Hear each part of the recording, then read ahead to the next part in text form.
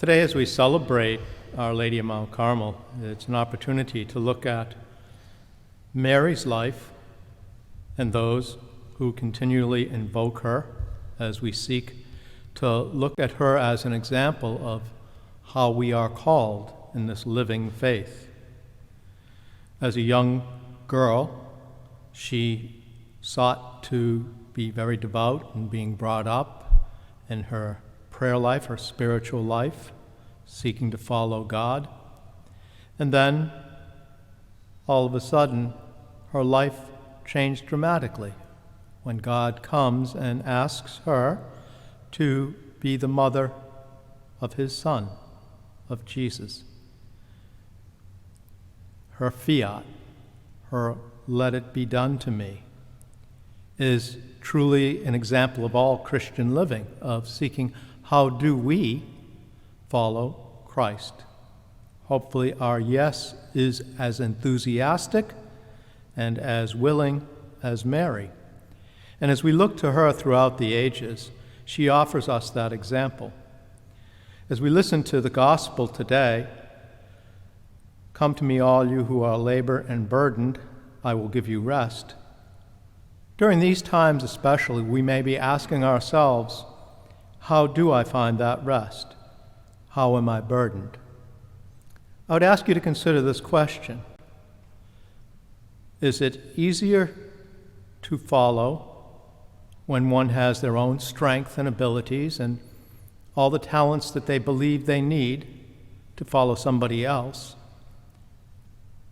Or is it much more easier to recognize when we don't have the ability, when we don't have the strength, when we don't have the opportunity or experience, to rely on and trust in another? Jesus understood fully what he was saying and how it was to be carried out. When we think of the yoke that he is offering us, that yoke of oftentimes that is not so common these days, of oxen or strong animals helping to do the work, and usually in pairs, and to have that yoke custom made to make that work as easy as possible. Jesus asks us to take that yoke, his yoke, upon us, to realize he seeks to ease the difficulties, the hardships, the burdens. And as he does so, that as we rely on him, that it's oftentimes in our weaknesses, oftentimes in our faults, that we find it most easy to truly trust in his grace. That grace is truly calling us to seek to bring his will into our lives and into the world. As we look at the model of Mary, Mary, as she offered us that ultimate, perfect example, may we seek to understand it doesn't always make life easier, but it does make it more able to be done. And the grace and the love that God offers to us in giving us Mary, his mother, as our mother, may we ask through her intercession this day to continually help guide us in our lives through our baptismal call to live our vocations, and in those vocations to continually seek God and his grace.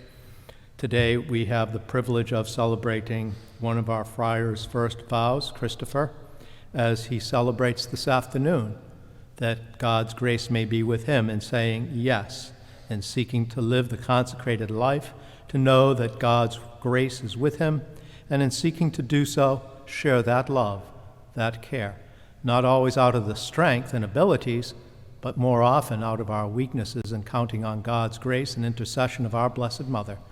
May the Lord be with us to continually know of that love, seeking to share with it all whom we meet in all that we do.